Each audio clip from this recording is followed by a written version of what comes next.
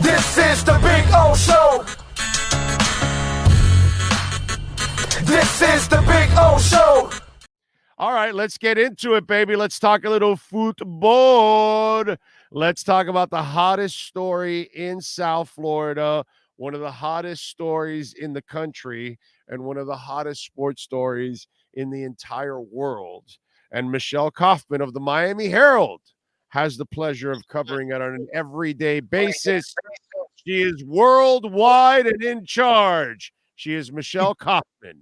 Follow her on Twitter at Kauf Sports. How you doing, Michelle? How's the Fine. world? I just got back from 3 road trips. This is a new world now, covering InterMiami. I traveled to Nashville, then to Cincinnati, and then to New York. So there is so much interest in this story, and the Miami Herald is realizes what an important story this is, and they've sent me and a photographer on the road. So it's been fantastic. It's been an amazing story. So much drama.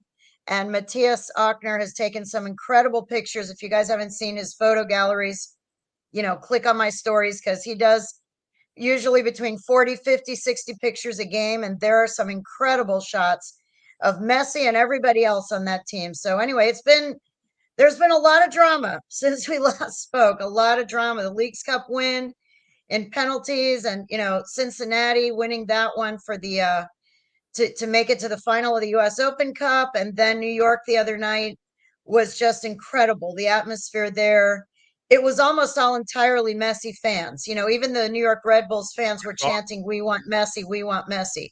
Everybody wanted Messi. Everyone wanted to see him, and he delivered. And let me tell you, that was my favorite goal so far. Yeah.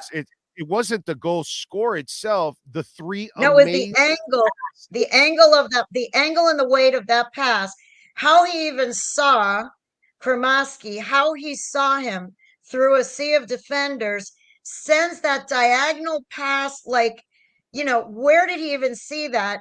How he delivered it perfectly. And then, yes, Ben Hud, 18 years old, pretty incredible that he, had the instincts to send that right back into him. It's like, okay, he gave it to me, I'm giving it right back to him. And then he tapped it in. It was like, no. The give and go.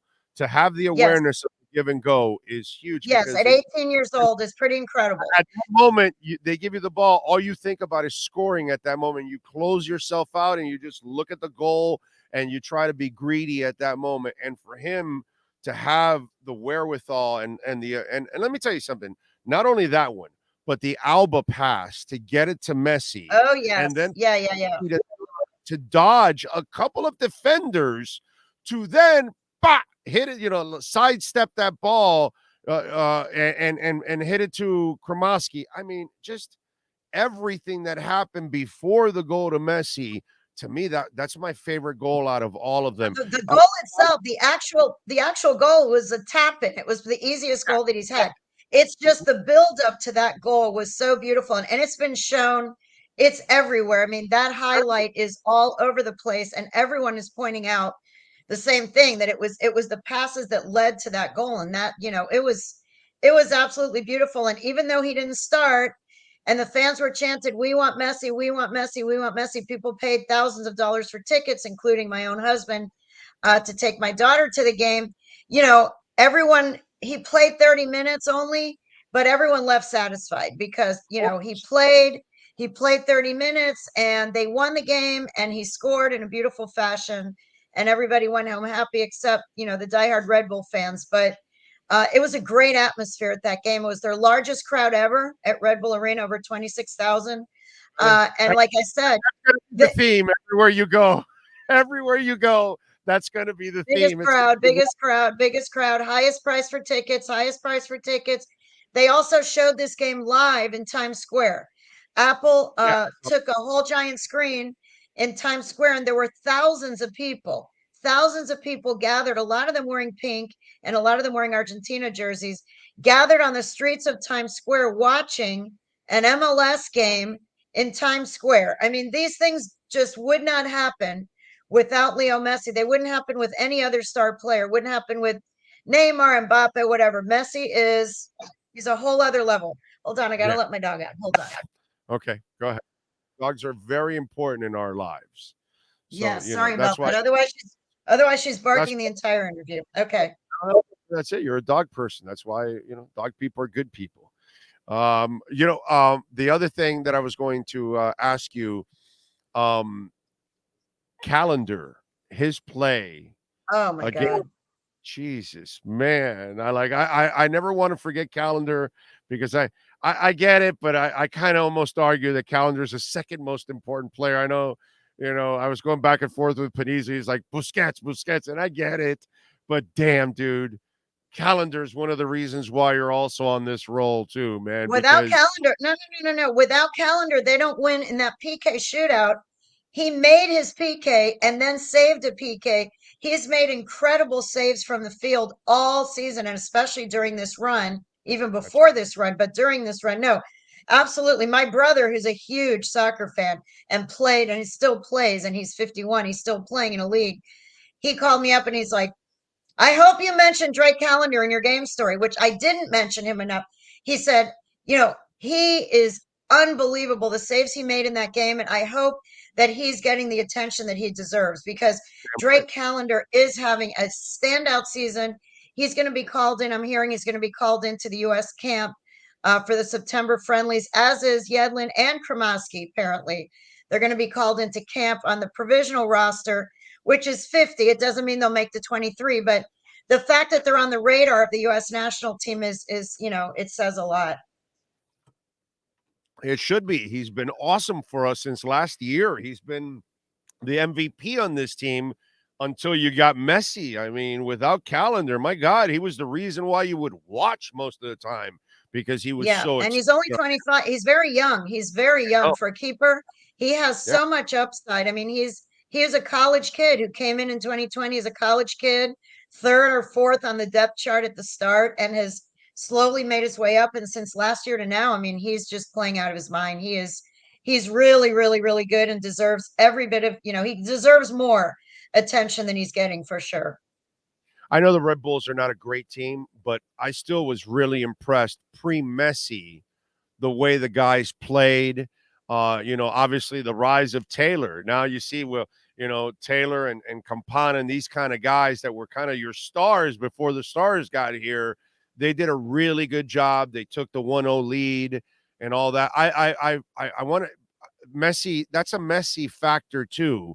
The confidence he has given them that now you saw him on the pitch on Saturday night, sitting there in the first 60 minutes, and the guys that were on the pitch did a really good job overall against the New York Red Bulls before the Stars Yeah, came in. no, for sure. Tata started five guys who were under 21 years old. I want to I point know. out five under 21 players. Kramaski, 18. Noah Allen, I think, is 20. Tomas Aviles, 19. Facu Farias is also 19 or 20. And then Diego Gomez, who scored the goal, is The also goal. under 21. These guys are all in the three guys, the three new players are all in the under 22 initiative. Young players brought in this summer. Everyone's talking about the big three, but this is, the next three. These three are talented players coming from South America that they've signed through this new initiative. And then the homegrowns, Noah Allen and Kramaski and David Ruiz and Ian Frey, who unfortunately got injured. But they've got a lot of young players. When I say young, I'm talking teenagers, people that are 18, 19, and 20, and they are learning so much. They all talk about it. David Ruiz, I spoke to him on Friday at the team hotel before the game, and he was saying, I asked him what's the biggest thing that he's learned from Messi, and he said the main thing that Messi keeps telling him is to stop running around so much. You are wasting too much energy. You need to focus on where you're supposed to be and run when you have to run, but don't run around like a crazy person all the time, because David Ruiz said, my instinct is I want to show every minute how much energy I have and that I'm going for the ball and I'm fighting for the ball every single minute. And Messi's trying to teach him, tranquilo, be more relaxed, watch what's happening, pick your spots, and pay more attention to your position and where you're supposed to be on the field. And then when the spaces open up, then make your move. So that's one of the biggest things that those guys have been preaching to the young players, is to really focus on their positions and not just run around all the time expending all their energy, but really focusing on each of their positions and where they're supposed to be. And they're learning so much. They are just learning so much and gaining, so much confidence. I mean, when you know that those guys are on your team, Messi, Busquets, and Alba, you know that they're your teammates and they're either on the field with you or they're on the bench and they're probably going to come in.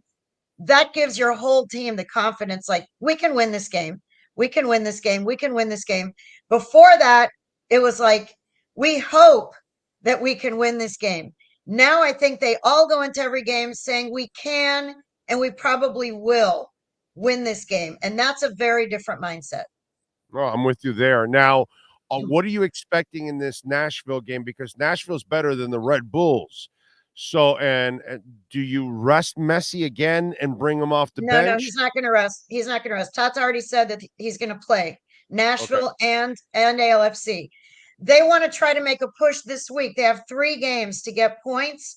After that, Messi and a bunch of guys are leaving for FIFA window dates for their national teams. So they're going to be missing players for 1 or 2 games coming up after this Sunday's game at LAFC. So they have 2 big games, a rematch with Nashville from just 2 weeks ago from the Leagues Cup final. So they're going to be fired up. You know, Nashville's going to be fired up, but it's at home.